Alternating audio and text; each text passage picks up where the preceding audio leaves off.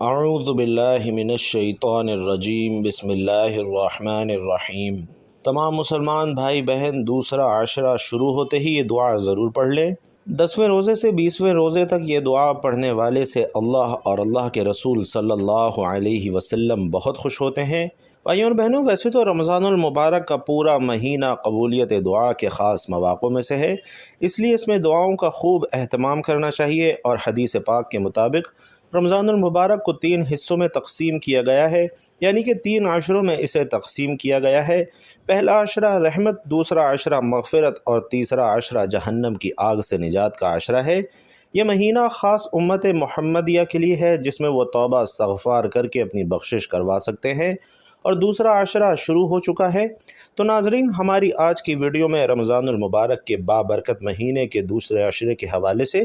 ایک بہت ہی مجرب دعا آپ کی خدمت میں لے کر حاضر ہوا ہوں کہ جو اس دعا کو پڑھ لیتا ہے اس کی مغفرت کر دی جاتی ہے، اس کے گناہوں کو معاف کر دیا جاتا ہے، کیونکہ یہ مہینہ خاص امت محمدیہ کے لیے ہے، جس میں وہ اپنے گناہوں کی بخشش کروا کر جہنم کی آگ سے نجات کا ذریعہ بن سکتے ہیں۔ 11 رمضان المبارک سے 20 رمضان المبارک تک ہر مسلمان یہ دعا ضرور پڑھے، رمضان میں صدقہ کرے، مصیبت اور تکلیفیں انشاءاللہ جڑ سے ختم ہو جائیں گی، گھر میں خوشحالی اور دولت کا ڈھیر لگ جائے گا۔ تو رمضان المبارک کے دوسرے عشرے کا سب سے مقبول وظیفہ جو اللہ سے آپ کی بخشش کرواتا ہے، ساتھ ہی آپ کے گھر میں خوب خیر و برکت بھی لاتا ہے۔ یہ پڑھنے والے کی تمام پریشانیاں، تمام بیماریاں، تمام دکھ تکلیفیں، رنج و مالی غم، تمام پریشانیاں، تمام مسائل حل ہو جاتے ہیں، ان کے گھروں سے بے سکونی اور بے برکتی کا خاتمہ ہو جاتا ہے۔ یہ دعا پڑھنے سے، اس کا وظیفہ کرنے سے اللہ تبارک و تعالی رمضان المبارک میں ہی انسان کو اپنی نعمتوں سے مالا مال کر دیتا ہے کہ وہ خود بھی حیران رہ جاتا ہے۔ ناظرین، حدیث شریف میں آتا ہے کہ اس ماہ مبارک میں 4 چیزوں کی کثرت رکھا کرو، جن میں سے 2 چیزیں اللہ کی رضا کے واسطے ہیں، اور 2 ایسی ہیں کہ جن سے تمہیں چارہ کار نہیں۔ پہلی 2 چیزیں جن سے تم اپنے رب کو راضی کرو وہ کلمہ طیبہ اور استغفار کی کثرت ہے، اور دوسری چیزیں یہ ہیں کہ جنت کی طلب اور جہنم سے پناہ مانگو۔ اس کے لیے لا الہ الا اللہ، استغفر اللہ، اسألک الجنہ و اعوذ بک من النار کے الفاظ منقول ہیں۔ اس لیے اس دعا کے اہتمام کے ساتھ اللہ سے اس کی رحمت، مغفرت، سلامتی ایمان و بدن، فلاح دارین نیز ہر طرح کی خیر کا سوال بکثرت کرنا چاہیے، اور بعض بزرگوں سے پہلے عشرے میں رب اغفر ورحم وانت خیر الراحمین، دوسرے میں استغفر اللہ ربی من کل ذنب واتوب الیہ، اور تیسرے میں اللہم انک عفو تحب العفو فاعف عنا کا اہتمام منقول ہے۔ یہ آخری دعا احادیث میں بھی تاقراتوں میں مانگنے کی ترغیب وارد ہے۔ ناظرین، یہ جو مہینہ ہے صبر کا مہینہ ہے، اور صبر کا بدلہ جنت ہے۔ اس مہینے میں مومن کا رزق بڑھا دیا جاتا ہے۔ جو شخص کسی روزہ دار کو افطار کروائے اس کے لیے گناہوں کی معافی ہے اور آگ سے نجات کا سبب ہے، اور اسی روزہ دار کے ثواب کے برابر اسے بھی ثواب ملے گا۔ رمضان سے 2 ماہ پہلے ہی آپ صلی اللہ علیہ وسلم کے ہاں رمضان کا تذکرہ شروع ہو جاتا، جیسا کہ ایک روایت کے مطابق رسول کریم صلی اللہ علیہ وسلم رجب میں دعا فرماتے ہیں کہ اے اللہ، ماہ رجب اور شعبان میں برکت نازل فرما اور ہمیں رمضان نصیب فرما۔ جبکہ رسول پاک صلی اللہ علیہ وسلم شعبان کے مہینے میں داخل ہوتے تو یہ ذوق و شوق مزید بڑھ جاتا، اور آپ اس مہینے کے شب و روز گویا رمضان جیسا رنگ اختیار کر لیتے۔ اور یاد رہے کہ شعبان کا مہینہ گزر چکا ہے، رمضان کا پہلا عشرہ بھی گزر چکا ہے۔ اس مہینے میں ہمارے پیارے آقا صلی اللہ علیہ وسلم نے کون کون سے کام کرنے کی تاکید فرمائی ہے، اور کس دعا کو پڑھنے کے حوالے سے آپ کو بتایا جا رہا ہے۔ اس کے لیے گزارش ہے کہ آپ ویڈیو کو آخر تک ضرور دیکھیے کہ رمضان کا مہینہ کیسے گزارنا چاہیے، دوسرا عشرہ کیسے گزارنا چاہیے، اور ساتھ ہی آپ کو یہ بھی بتاتے ہیں کہ قرآن مجید کی وہ کون سی دعا ہے جس کا آپ نے ورد کرنا ہے، جس سے اللہ اور اللہ کے رسول صلی اللہ علیہ وسلم انتہائی خوش ہوتے ہیں، جس سے آپ کے گھر کے حالات بھی ٹھیک ہوتے ہیں، آپ کی ہر طرح کی تنگی بھی دور ہوتی ہے۔ کیونکہ ناظرین، یہ بڑی ہی رحمتوں اور برکتوں والا مہینہ ہے۔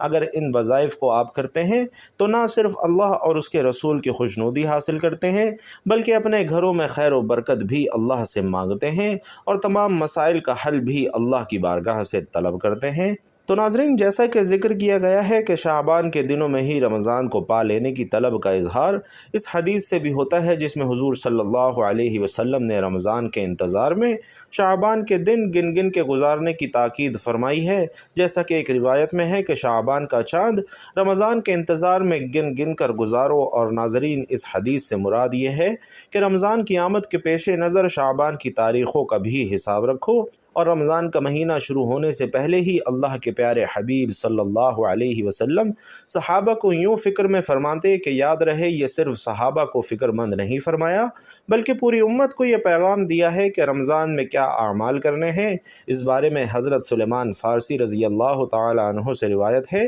کہ نبی کریم صلی اللہ علیہ وسلم نے شعبان کی آخری تاریخ میں واضح فرمایا، اور رمضان کی آمد کی خبر دیتے ہوئے آپ صلی اللہ علیہ وسلم نے فرمایا کہ سنو، تم پر ایک مہینہ سایہ فگن ہونے والا ہے۔ ماہ رمضان بہت بڑا اور بہت مبارک مہینہ ہے۔ اس مہینے میں ایک رات ایسی ہے جو 1000 مہینوں سے بڑھ کر ہے، اور اللہ تعالی نے اس کے روزے رکھنا فرض فرمایا ہے اور اس کی رات کے قیام کو ثواب کا باعث ٹھہرایا ہے۔ تو جو شخص اس مہینے میں کوئی نفلی نیکی بجا لائے گا تو وہ ایسا ہی ہے جیسے عام دنوں میں فرض کا ثواب ہو، اور جو شخص اس مہینے میں کسی فرض کو ادا کرے گا تو وہ ایسا ہے جیسے بغیر رمضان میں 70 فرائض ادا کیے ہوں۔ یہ صبر کا مہینہ ہے اور صبر کا بدلہ جنت ہے۔ یہ مہینہ لوگوں کے ساتھ بھلائی کرنے کا مہینہ ہے۔ اس مہینے میں مومن کا رزق بڑھا دیا جاتا ہے، اور جو شخص کسی روزہ دار کو افطار کروائے اس کے لیے گناہوں کے معاف ہونے کا اور آخرت میں نجات کا سبب ہوگا۔ اس روزہ دار کے ثواب کے برابر اسے ثواب ہوگا، مگر روزہ دار کے ثواب میں کچھ بھی کمی نہیں ہوگی۔ صحابہ کرام نے عرض کیا کہ اے اللہ کے رسول صلی اللہ علیہ وسلم، ہم میں سے ہر شخص تو اتنی طاقت نہیں رکھتا کہ روزہ دار کو افطار کروائے۔ تو آپ صلی اللہ علیہ وسلم نے فرمایا کہ یہ سوال پیٹ بھر کر کھلانے پر نہیں ہے۔ اگر کوئی شخص ایک کھجور سے ہی افطار کروا دے، یا ایک گھونٹ پانی یا ایک گھونٹ دودھ کا پلا دے، تو اللہ اس پر بھی ثواب عطا فرمائے گا۔ ناظرین محترم، یہ ایسا بابرکت مہینہ ہے کہ اس کا اول حصہ رحمت، درمیانی حصہ مغفرت اور آخری حصہ جہنم کی آگ سے آزادی کا ہے۔ جو شخص اس میں اپنے غلام پر نوکری کے بوجھ کو ہلکا کر دے گا تو اللہ تعالیٰ اس کی مغفرت فرما دے گا اور آگ سے آزادی عطا فرمائے گا۔ اس مہینے میں 4 چیزوں کی کثرت کرنی چاہیے، جن میں سے 2 چیزیں اللہ کی رضا کے لیے ہیں، اور 2 چیزیں ایسی ہیں جن سے تمہیں سروکار نہیں۔ 2 چیزیں جن سے تم اپنے رب کو راضی کرو، وہ کلمہ طیبہ اور استغفار کی کثرت ہے، اور 2 چیزیں یہ ہیں کہ جنت کی طلب کرو اور جہنم کی آگ سے پناہ مانگو۔ جو شخص کسی روزہ دار کو افطار کرواتے ہوئے پانی پلائے گا، اللہ تعالیٰ اسے میرے حوض سے پانی پلائے گا، جس کے بعد جنت میں داخل ہونے تک اسے پیاس نہیں لگے گی۔ تو ناظرین محترم، یہ تفصیلی حدیث ہر مسلمان کو اپنے پلے باندھ لینی چاہیے کہ اس حدیث میں اللہ کے رسول صلی اللہ علیہ وسلم نے رمضان کے مہینے کے وہ کام تفصیل کے ساتھ بتائے ہیں جن کو ہم نے رمضان میں کرنا ہے، اور رمضان میں جو اجر و ثواب بڑھا دیا جاتا ہے اس کا بھی ذکر فرما دیا، تاکہ ہر مسلمان اس مبارک مہینے میں شوق کے ساتھ عبادت کرے۔ اور ناظرین، یہ انسانی فطرت ہے کہ اسے کسی چیز میں زیادہ فائدہ نظر آتا ہے تو اس کی جانب اس کی رغبت بڑھ جاتی ہے۔ تو ناظرین، یاد رہے کہ اللہ تعالیٰ نے یہ مبارک مہینہ ہمیں اس لیے عطا فرمایا ہے کہ 11 مہینے انسان دنیا کے کاموں میں مشغول رہتا ہے، جس کی وجہ سے دلوں میں غفلت پیدا ہو جاتی ہے، روحانیت اور اللہ کے قرب میں کمی واقع ہو جاتی ہے۔ تو رمضان المبارک میں آدمی اللہ کی عبادت سے اس کمی کو دور کر سکتا ہے، دلوں کے غفلت اور زنگ کو دور کر سکتا ہے، تاکہ اللہ تعالیٰ کا قرب حاصل کر کے زندگی کا ایک نیا دور شروع ہو جائے۔ آئیے اب آپ کو بتاتے ہیں کہ وہ کون سی دعا ہے جو آپ نے دوسرے عشرے میں پڑھنی ہے۔ کہتے ہیں کہ کسی نے حضرت علی رضی اللہ تعالی عنہ سے شکایت کی کہ میرے گھر کے حالات خراب ہیں، اس میں تنگی ہے، تو حضرت علی رضی اللہ تعالی عنہ نے اس سے فرمایا کہ کثرت سے توبہ استغفار کیا کرو۔ رمضان کا پہلا عشرہ رحمت ہے کہ جس میں انسان پر اللہ تعالی کی رحمتیں نچھاور ہوتی ہیں، اور دوسرے عشرے میں یہ دعا پڑھنا، استغفر اللہ ربی من کل ذنب واتوب الیہ، یہ دعا پڑھنی ہے کیونکہ میں نے اللہ اور اس کے رسول صلی اللہ علیہ وسلم سے سنا ہے کہ جب رمضان آتا ہے تو جنت کے اور اللہ کی رحمت کے دروازے کھول دیے جاتے ہیں اور جہنم کے دروازے بند کر دیے جاتے ہیں، اور اللہ تعالیٰ سے جو بھی دعا مانگی جائے اللہ تعالیٰ انسان کو وہ سب کچھ عطا فرماتا ہے۔ نبی پاک صلی اللہ علیہ وسلم فرماتے ہیں کہ جس نے بلا کسی شرعی عذر، بلا کسی مرض کے روزہ چھوڑا تو اگرچہ بعد میں رکھ لیا تب بھی ساری عمر کے روزوں سے اس کی تلافی نہیں ہو سکتی۔ اس کے علاوہ بھی قرآن و حدیث میں رمضان المبارک کے بے شمار فضائل و برکات بیان کیے گئے ہیں۔ رمضان کو 3 عشروں میں تقسیم کیا جاتا ہے اور 10 دنوں کو ایک عشرہ کہا جاتا ہے، لہٰذا رمضان کے پہلے عشرے کو عشرہ رحمت، دوسرے عشرے کو عشرہ مغفرت اور تیسرے اور آخری عشرے کو عشرہ نجات کہا جاتا ہے۔ رمضان المبارک کے آغاز پر پہلی شب کو ہی جنت کے دروازے کھول دیے جاتے ہیں اور شیاطین زنجیروں میں جکڑ دیے جاتے ہیں۔ تو ناظرین، بعد نماز عشاء سورۃ الفتح کی تلاوت کی بہت زیادہ فضیلت ہے۔ اس کے علاوہ رمضان المبارک کے پہلے عشرے کی دعا کی بھی بہت زیادہ فضیلت ہے، اور اس کے بعد گناہوں کی بخشش کے لیے دوسرا عشرہ جو کہ خاص مغفرت کے لیے ہے، اس میں دعائے مغفرت یعنی استغفر اللہ ربی من کل ذنب واتوب الیہ پڑھنا، اپنے گناہوں کی معافی کے لیے اس دعا کے علاوہ کثرت سے استغفار پڑھنا، سورۃ الاخلاص کا ورد کرنا، سورۃ القدر کثرت سے پڑھنا اور تیسرا کلمہ پڑھنا انتہائی فضیلت و برکت کا حامل عمل ہے۔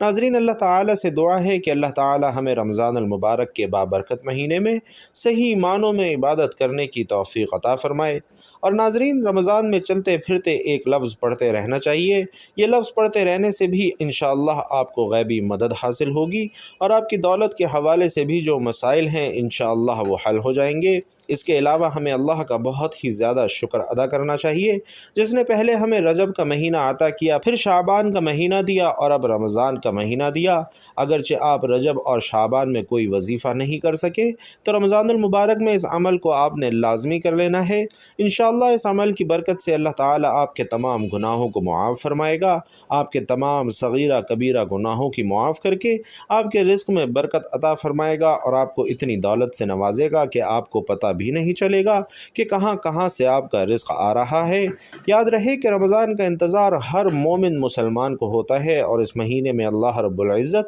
مومن کے رزق کو بڑھا دیتے ہیں۔ جو بے روزگار ہوں انہیں رزق مل جاتا ہے، جو تنگ دست ہوں ان کی تنگ دستی دور ہو جاتی ہے۔ اور ناظرین، یہ عام مشاہدہ ہے کہ عام دنوں میں ہمارے دسترخوانوں پر اتنی چیزیں نہیں ہوتی جتنی کہ رمضان کے مہینے میں افطار کے وقت یا سحری کے وقت ہمارے دسترخوانوں پر موجود ہوتی ہیں، اور اس کی وجہ یہی ہے کہ اس مہینے میں اللہ رب العزت نے بہت زیادہ برکت رکھی ہے۔ ہر آدمی کا رزق اس ماہ مبارک میں بڑھا دیا جاتا ہے، اور بات کی جائے نیکیوں کی تو اس مہینے میں نیکیوں کا ثواب بھی بڑھا دیا جاتا ہے اور گناہ بھی کم ہو جاتے ہیں۔ گناہگار انسان بھی نیکی کی جانب دوڑ کے جاتا ہے اور برائی کا راستہ چھوڑ دیتا ہے۔ اس مبارک مہینے میں ہر طرف ایک ایسا ماحول پیدا ہو جاتا ہے کہ اگر اس مہینے میں برائی کی جانب کوئی بڑھنے بھی لگے تو وہ بھی رک جاتا ہے۔ اس ماہ مبارک میں آپ نے اس عمل کو ضرور کرنا ہے، اور یہ عمل آپ نے ماہ رمضان میں چلتے پھرتے کرنا ہے۔ اس عمل کو آپ ضرور کریں اور پھر آپ خود دیکھیں کہ آپ کے رزق میں، آپ کے گھروں میں کیسے برکت آتی ہے۔ ایک تسبیح کا عمل ہے، لیکن ایسا لاجواب عمل ہے کہ اس کے اثرات دیکھ کر آپ کو اس کی طاقت کا اندازہ ہو جائے گا۔ یہی عمل ہمارے ایک بھائی نے پچھلے رمضان میں کیا تو اس کی برکت سے کیا فیض پایا یہ بھی آپ کو بتاتا ہوں، اور وظیفے کا مکمل طریقہ کار بھی آپ کو بتاتا ہوں۔ ناظرین محترم، رمضان میں اللہ رب العزت نے بڑی شان رکھی ہے، اور اس مہینے میں اللہ نے قرآن پاک کو نازل فرمایا، اور اس مہینے میں ہی وہ مبارک رات موجود ہے جس رات میں قرآن پاک کو اتارا گیا، اور اس رات کو شب قدر یا لیلۃ القدر کہا جاتا ہے، جو رمضان کے آخری عشرے کی طاق راتوں میں سے ایک رات ہے۔ اور رمضان المبارک کی فضیلت کی ایک بڑی وجہ یہ رات بھی ہے۔ اس مہینے میں ہر کسی کی یہ کوشش ہوتی ہے کہ وہ زیادہ سے زیادہ عبادت کرے، ہر کوئی نماز کی پابندی کرتا ہے اور ہر کوئی زیادہ سے زیادہ وقت تلاوت میں گزارتا ہے، لیکن بعض بدبخت ایسے بھی ہیں جو اس مہینے کی مبارک گھڑیاں بھی غفلت میں گزار دیتے ہیں۔ ہر مسلمان کو چاہیے کہ وہ اس مہینے کی قدر کرے۔ یہ مہینہ ناظرین ہمارے پاس ایک مہمان کی طرح آتا ہے، اور اس مہینے میں انسان کو چاہیے کہ رمضان کی خوب قدر کرے۔ میرے بھائیوں اور بہنوں، آج کی دور کی بات کی جائے تو ہر انسان کوئی رزق اور بے روزگاری کے لیے پریشان ہے۔ مہنگائی بہت ہو چکی ہے، اور غریب آدمی مشکل سے آٹا چینی چاول پورا کرتا ہے، اور ہر کوئی مہنگائی کی وجہ سے پریشان ہے۔ تو اس لیے جو لوگ پریشان ہیں، یہ پریشانی دراصل ان کے اپنے گناہوں کے بوجھ کی وجہ سے ہوتی ہے۔ تو ہمیں چاہیے کہ رمضان المبارک کے دوسرے مبارک عشرے میں کثرت سے استغفار کریں تاکہ ہمارے گناہوں کی بخشش ہو، اور جب گناہوں کی بخشش ہو جاتی ہے تو پھر انسان کا رزق بھی بڑھا دیا جاتا ہے، اس کے رزق میں برکت عطا کر دی جاتی ہے اور اس کے معاملات آسان کر دیے جاتے ہیں۔ بھائیوں اور بہنوں، بہت ہی مجرب اور بہت ہی مستند عمل ہے، آپ نے اس عمل کو لازمی کرنا ہے۔ انشاءاللہ آپ کو رزق اور روزگار کی کبھی تنگی نہیں ہوگی اور آپ پر پورا سال رزق کے دروازے کھلتے چلے جائیں گے۔ اور یاد رہے کہ اللہ جسے چاہتا ہے بے حساب رزق عطا فرماتا ہے، اس لیے آپ نے بھی رب العزت سے خوب مانگنا ہے۔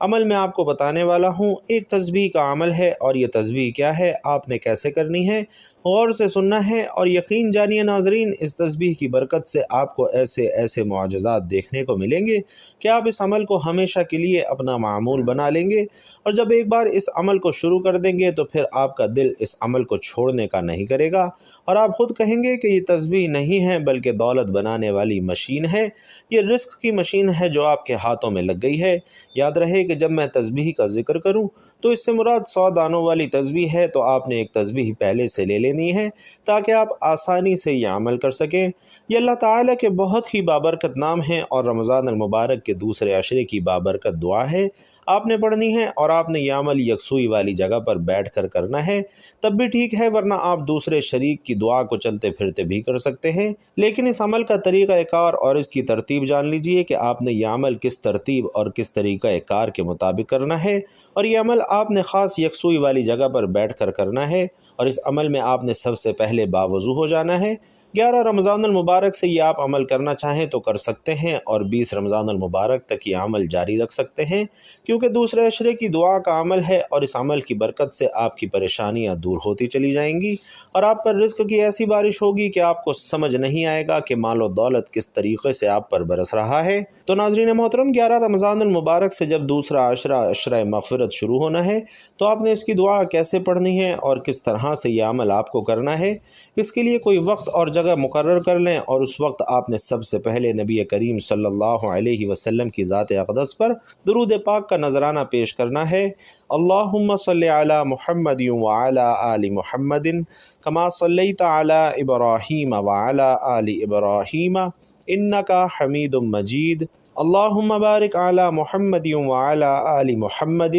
کما بارکت علی ابراہیم وعلی آل ابراہیم انک حمید مجید۔ درود پاک پڑھنے کے بعد آپ نے سب سے پہلے ایک تسبیح یا اللہ یا رحمان یا رحیم کی پڑھنی ہے۔ یہ اللہ تعالیٰ کے ذاتی اور صفاتی ناموں کی ایک جامع تسبیح ہے۔ جب مکمل کر لینی ہے تو اس کے بعد دوسرے عشرے کی دعا استغفر اللہ ربی من کل ذنب واتوب الیہ پڑھنا ہے، اور اس کو کثرت سے پڑھنا ہے، جتنی آپ کو توفیق ہو آپ نے دوسرے عشرے کی اس دعا کو اتنا زیادہ سے زیادہ پڑھنا ہے۔ اس کو آپ جتنا مرضی پڑھ لیں، لیکن جب یہ عمل کرنے کے لیے بیٹھیں تو اس دعا کو کم از کم آپ نے 100 مرتبہ پڑھنا ہے، یعنی ایک مکمل تسبیح آپ نے اس دعا کی کم از کم پڑھنی ہے، اور اس کے بعد آپ نے دوبارہ سے ایک تسبیح اللہ تعالیٰ کے انہی ذاتی اور صفاتی ناموں کی پڑھنی ہے، یا اللہ یا رحمان یا رحیم۔ ان 3 ناموں کو ملا کر پڑھیں گے تو یہ ایک شمار ہوگا، اور اس طرح سے آپ نے ایک تسبیح مکمل پڑھنی ہے، اور آخر میں اتنا ہی درود پاک آپ نے پڑھنا ہے جتنا آپ نے وظیفہ شروع کرنے سے پہلے پڑھا تھا۔ اس طرح آپ کا عمل مکمل ہو جائے گا، اور اس کے بعد آپ نے اپنے گناہوں کی بخشش اور تحفے کے ساتھ ساتھ اپنے مرحومین کے لیے دعا کر کے ان کے لیے بھی بخشش کی دعا کرنی ہے، اپنی دنیا اور آخرت کے لیے اللہ تعالیٰ سے دعا مانگنی ہے، اور رمضان المبارک کے دوسرے عشرے میں بتائی گئی دعا کو کثرت کے ساتھ پڑھنا ہے۔ وظیفے کا وقت مقرر ہو تو بتایا کہ طریقے کے مطابق مقررہ وقت پر وظیفے کو کرنا ہے، اور اس کے بعد جتنا مرضی چاہیں دوسرے عشرے میں اس دعا کو کثرت کے ساتھ پڑھنا ہے۔ دعا ہے کہ اللہ تعالیٰ اس مبارک مہینے میں ہمیں زیادہ سے زیادہ تسبیحات، عبادات، ذکر و اذکار کرنے کی طاقت اور توفیق نصیب فرمائے، ہم سب کو پنجگانہ نماز با جماعت ادا کرنے کی توفیق عطا فرمائے، اور ہم سب کا خاتمہ ایمان پر فرمائے، آمین یا رب العالمین۔ ناظرین محترم، آخر میں آپ سے گزارش کروں گا کہ یا اللہ یا رحمان یا رحیم کمنٹ باکس میں بھی ضرور لکھ دیجئے۔ اللہ تعالیٰ آپ سب کا حامی و ناصر ہو، آمین۔ السلام علیکم ورحمۃ اللہ وبرکاتہ۔